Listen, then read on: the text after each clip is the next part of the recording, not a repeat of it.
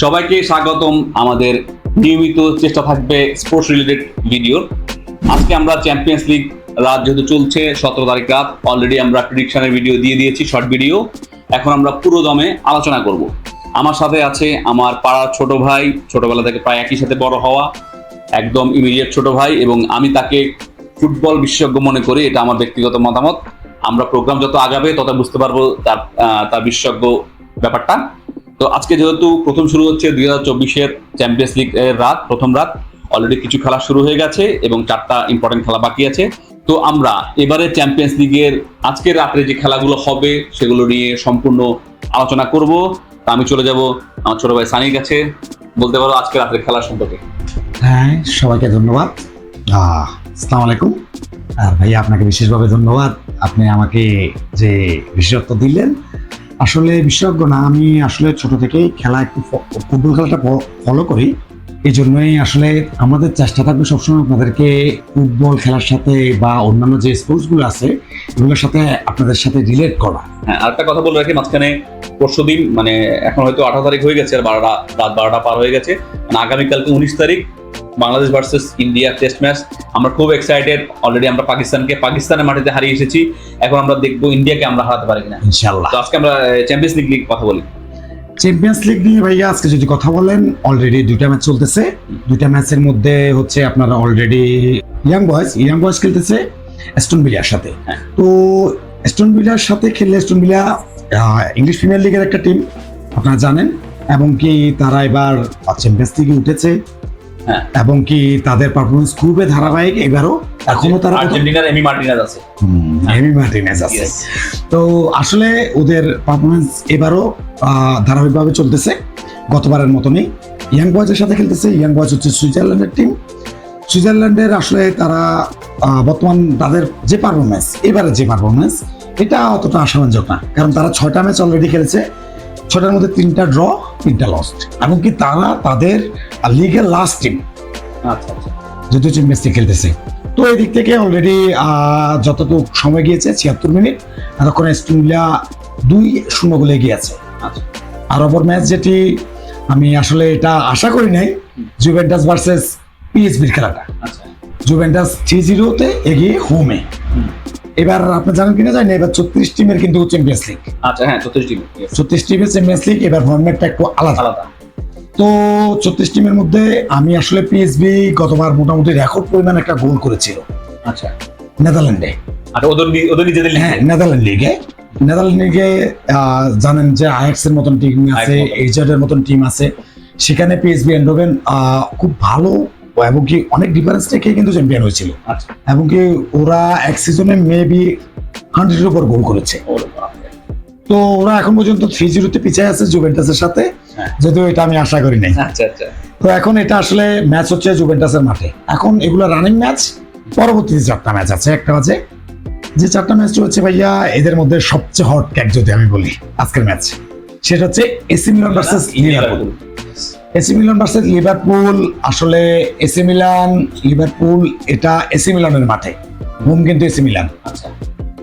তো home AC Milan হলেও, AC Milan last match জিতলেও ওদের এবার যে লিগ পারফরমেন্সে কিন্তু ওরা 4টি ম্যাচ খেলেছে, 1টি উইন, 2টি ড্র, 1টি লস। ঠিক আছে। তো অপরদিকে লিভারপুল লাস্ট ম্যাচ নটিংহামের সাথে হেরেছে। এর আগে 3টি ম্যাচে কিন্তু তারা উইন, যার ফলে 4 ম্যাচে ওদের 9 পয়েন্ট, সিটির 12 পয়েন্ট। জানেন যে city, Liverpool, Arsenal, Aston villa এখন আছে। তো এই ধরনের টিমগুলা, তো এসি মিলান এবং লিভারপুল এই ম্যাচটা আমার কাছে মনে হচ্ছে যেন খুব কম্পিটিটিভ হবে। আমি যেটা আশা করতেছি, কারণ লাস্ট ম্যাচ আবার এগিয়ে রাখবা পারফরমেন্সের ভিত্তিতে যদি হিসাব করি, হোম এবং এওয়েতে এরা দুটি দলে প্রায় কাছাকাছি। যদিও লিভারপুলকে আমি সামান্য এগিয়ে রাখবো, এখানে সামান্য পরিমাণে এসি মিলান। এই জন্যই, আর যদি আজকে লিভারপুল হোম হতো, আমি কিন্তু লিভারপুলকে মানে মোটামুটি হট ফেভারিট হিসাবে ধরতাম, যেহেতু হোম এসি মিলান। এবং লাস্ট ম্যাচ তারা কিন্তু 4-0-তে জিতেছে এই তাদের লিগ ম্যাচে। আর অপরদিকে এই ম্যাচটা, আর আরো একটা কথা মনে রাখতে হবে, এদের দুই দল কিন্তু লাস্ট মুখোমুখি হয়েছিল 2021 সালে চ্যাম্পিয়ন্স লিগে। ওইখানে হোম এবং এওয়ে 2টা ম্যাচে কিন্তু লিভারপুল জিতেছিল। সে কারণে লিভারপুলকে আগে রাখার একটু আবার আরো একটা কথা মনে রাখতে হবে আপনার এখানে, কি লাস্ট বার এসি মিলান 2007 সালে চ্যাম্পিয়ন্স লিগ চ্যাম্পিয়ন হয়েছিল এই লিভারপুলকে হারিয়ে। আচ্ছা তাহলে তো আজকে হাড্ডাহাড্ডি একটা লড়াই হবে। হ্যাঁ, হাড্ডাহাড্ডি একটা লড়াই হবে। এরপর যদি আমি আসলে যদি ম্যাচের ভিত্তিতে বলি, যেমন আজকে রিয়াল মাদ্রিদের ম্যাচ রয়েছে, বায়ার্ন মিউনিখের ম্যাচ রয়েছে, ম্যাচের ভিত্তিতে বললে স্পোর্টিং ভার্সেস লিলি এরপর যে ম্যাচটা মোটামুটি কম্পিটিটিভ আমি ধরতে পারি। আচ্ছা কম্পিটিটিভ ধরতে পারি। স্পোর্টিং বর্তমানে পর্তুগালের ফার্স্ট টিম, তারা পর্তুগালে এখন পর্যন্ত 1 নাম্বার টিম। এখন পর্যন্ত এই সিজনে 4 ম্যাচ খেলেছে, 4 ম্যাচে তারা জিতেছে। অলরেডি তারা পোর্তোকে হারাইছে। আচ্ছা পোর্তোকে হারাইছে। জানেন যে পোর্তো, স্পোর্টিং, বেনিফিকা, পর্তুগালের এই 3টা টিমে মূলত বিগ টিম। তো পোর্তোকে অলরেডি ওরা 2-0 হারাইছে, যেটা যদিও হোমে। তো এই ক্ষেত্রে আমি স্পোর্টিংকে আগে রাখবো লিলির চাইতে। কারণ লিলির চাইতে আগে রাখার প্রধান একটা কারণ হচ্ছে কি, লিলি কিন্তু এই সিজন ফ্রেঞ্চ লিগে 2 ম্যাচ উইন, 2 ম্যাচ লস। আচ্ছা বল পজিশনিং এ কি আগে থাকতে পারে? Ball positioning a must be sporting. আচ্ছা ঠিক আছে, আমরা পরের ম্যাচে যাই। এবং কি স্পোর্টিং এ আরো একটা ব্যাপার আছে। স্পোর্টিং কিন্তু এখন পর্যন্ত 5টা ম্যাচ খেলেছে, 5টা উইন। এর মধ্যে তারা গোল করেছে 19টা তাদের নিজেদের লিগে। হ্যাঁ, নিজেদের লিগে, পর্তুগিজ লিগে 19টা গোল করেছে 5 ম্যাচে, এভারেজ 4-এর কাছাকাছি। এবং কি তারা গোল হজম করেছে মাত্র 2টি। তাহলে তো তাদের ফেভারিট মানতেই হবে। হ্যাঁ, ফেভারিট মানতে হবে। এবং কি তারাও কিন্তু লিলির সাথে লাস্ট খেলেছিল 2010 সালে ইউরোপা লিগে। আচ্ছা, সেই ম্যাচের রেজাল্ট এই 2টা ম্যাচে স্পোর্টিং জিতেছিল।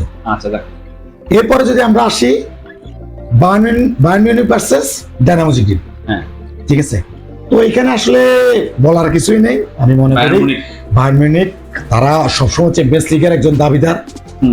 তো ডায়নামো জাগ্রেব যারা ক্রোয়েশিয়ার টিম, যদিও এই সিজনে তারা খেলতেছে 6 ম্যাচ খেলেছে, 4টা উইন, 1টা ড্র, 1টা লস। কিন্তু বায়ার্ন মিউনিখ তো বায়ার্ন মিউনিখ ভাই, যদিও অনেকদিন পর গত বছর তারা লেভারকুসেনের কাছে শিরোপা হারাইছে।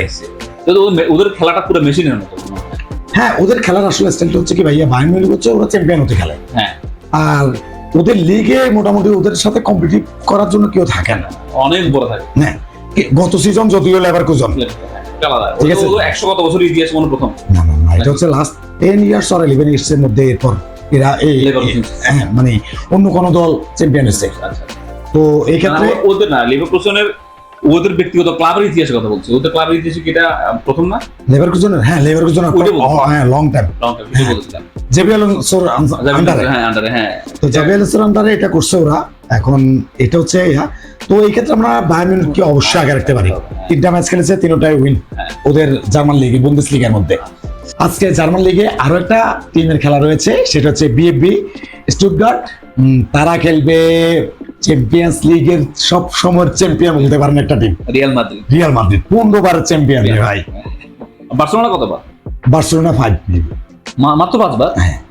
ও বাপরে, আমি আসলে ফুটবল ব্যাপারে তোমার মানতেই হবে ভাই। আচ্ছা বলো, এই ক্ষেত্রে আপনি চ্যাম্পিয়ন্স লিগের চ্যাম্পিয়ন সবসময়, এই জন্য এদেরকে মানতে হবে।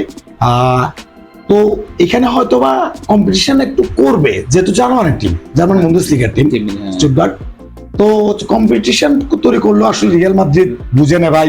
ভিনিসিয়াস আছে, বর্তমানে এমবাপ্পে এসেছে, রদ্রিগো, এদের মতন টিম। আসলে এই ধরনের একটা টিমকে হারানো এখন আসলে খুব বড় টিমের পক্ষে অনেক tough. Manchester city, Bayern Munich এই ধরনের টিম থেকে এই মানে ওদের সাথে আশা করা যায় কিছু। আর তো এই ক্ষেত্রে আপনি যদি বলেন যে রিয়াল মাদ্রিদ, যদিও রিয়াল মাদ্রিদ এই সিজন শুরু করেছে, এখন পর্যন্ত ওরা মেবি 3 আর 4 এ রয়েছে। কারণ হচ্ছে 5 ম্যাচের মধ্যে 3টা উইন, 2টা ড্র। লা লিগাতে মনে হয় বার্সেলোনা সব টানা সবগুলো দিচ্ছে, 5টা ম্যাচের মধ্যে 5টাই উইন। তো এই দিক থেকে আসলে Real Madrid must be favourite. তো আমরা এমনি অলরেডি একটা শর্ট প্রেডিকশন অলরেডি দেওয়া হয়েছে, দেখছেন, ওটাতে আমি অলরেডি বলেছি। তো আমার এই ক্ষেত্রে আজকে যেমন রিয়াল মাদ্রিদের এটা মাস্ট বি, আশা করতেছি যে ওরা উইন করবে, যে আরো হোমে। আমার একটা, তোমার একটা, তুমি তো অনেক অভিজ্ঞ এইসব ব্যাপারে, অনেক, আমি একটা জাস্ট কিউরিয়াস মাইন্ডে জানতে চাচ্ছি, এটা আমাদের হয়তো ভিডিওর অংশ না বা হোক, এটা কোনো সিরিয়াস বিষয় না, এমনি আমরা মজার ছলে অনেক সময় অনেক কথা বলি। ওই মজার ছলে বলতে চাচ্ছি, এই রিয়াল মাদ্রিদ ভার্সেস যে খেলাটা হচ্ছে, এই খেলাতে তোমার স্কোর লাইনটা কেমন হতে পারে? এটা নাও মিলতে পারে, সমস্যা নেই। না, এটা আমি জানি। আসলে স্কোর লাইনের ক্ষেত্রে চ্যাম্পিয়ন্স লিগের গেমগুলো পূর্ণরূপ সবসময়। সবসময় অন্যরকম এই কারণে হয় কারণ চ্যাম্পিয়ন্স লিগ বুঝেন যে ম্যাচ বাই ম্যাচ ইম্পর্টেন্ট। যেখানে লিগে আপনি 38টা ম্যাচ পাচ্ছেন, এখানে যে এতটা ম্যাচ আপনারা পাচ্ছেন না, 6টা এখন 8টা এরকম। তো এই ধরনের ম্যাচগুলো আসলে অনেকটা যতটা অ্যাগ্রেসিভ আপনার লিগে খেলতে পারে এখানে পারে না। তবু কেন জানি আমার কাছে মনে হচ্ছে যে রিয়াল মাদ্রিদ গোল যেরকম করতেছে গোল হজমও করে ওরকম একটা আছে। তো এই ক্ষেত্রে আমার কাছে মনে হচ্ছে যেন 3-1। ঠিক আছে, এটা আমরা একটু মজা ছলে করলাম, এটা মিলতেও পারে নাও মিলতে পারে। এটা আগামীকালকে যখন বা খেলার পরে, এখন আমরা রাত্রে ভিডিও করতেছি, যখন খেলা শেষ হবে তখন আমরা বুঝতে পারবো। তো আমরা আজকে প্রোগ্রামের শেষের দিকে যাই। আমি শেষের দিকে আবার বাংলাদেশ এবং ইন্ডিয়ার কথাটা আনতে চাই। এটা তো অবশ্যই ভাইয়া। হ্যাঁ, এখন এই সিরিজে, টেস্ট সিরিজে আমরা জাস্ট 30 সেকেন্ড শেষ করে দিব, 5 মিনিট শেষ করে দিব। আমরা এই সিরিজে বাংলাদেশের পক্ষ থেকে কোন ব্যাটসম্যানটা ভালো করে আশা করতেছি, এটা কোনো প্রেডিকশন না, আশা। এবং বাংলাদেশের বোলার যে নাহিদ রানাকে সবাই খুব সমীহ করতেছে, এবং ইন্ডিয়া দেখলাম খুবই মানে করতেছে। এবং অলরেডি রোহিত শর্মা বলছে যে ইন্ডিয়াকে হারাতে সবার খুব মজা লাগে বা বলতে খুব মজা লাগে। প্রথম আলো একটা রিপোর্টে দেখলাম। তো মানে হারাক না বা হাতে আসুক না, আসলে ইন্ডিয়াকে হারাতে মজা লাগার এটা কিন্তু একটা কারণ আছে ভাইয়া। আসলে ইন্ডিয়া যেভাবে ক্রিকেটকে ডমিনেট করতেছে বর্তমানে, এটা স্বাভাবিক। একটা সময় অস্ট্রেলিয়া মনে আছে, আমি জানি না আপনি আমার সাথে কতটুকু একমত হবেন, তখন কিন্তু অস্ট্রেলিয়ার এগেনস্টে যে দলে খেলতো আমি মোস্ট অফ দা টাইম ওকে সাপোর্ট করতাম। মানে অস্ট্রেলিয়া হারে না কেন, ইন্ডিয়ারও মোটামুটি এখন যে জেনারেশন, আর ওরা আসলে ক্রিকেটের পিছনে যে পরিমাণ শ্রম অর্থ যা করতেছে, হ্যাঁ, ইনভেস্টের কারণে। তো আর আমাদের বাংলাদেশ যদি হারা, এটা তো আসলে আলহামদুলিল্লাহ আমাদের পাকিস্তান আর ইন্ডিয়া এখন অনেক তফাৎ। সত্যি কথা বলতে কি, পাকিস্তানকে আমরা হারাইছি, পাকিস্তান মাটিতে অনেক বড় অর্জন, নিঃসন্দেহে বড় অর্জন। কিন্তু ইন্ডিয়ার মাটিতে ইন্ডিয়াকে হারানোটা পাকিস্তানের চাইতে অনেক অনেক টাফ। এবং ইন্ডিয়ার যে লাইনার, বুমরা থেকে শুরু করে বোলিংয়ে ইন্ডিয়ার যে মানে টিমিন্ডাস, এটা আসলে মানতে হবে। তবু আমরা আশা ছাড়তে নারাজ, আমরা আশা ছাড়তে নারাজ।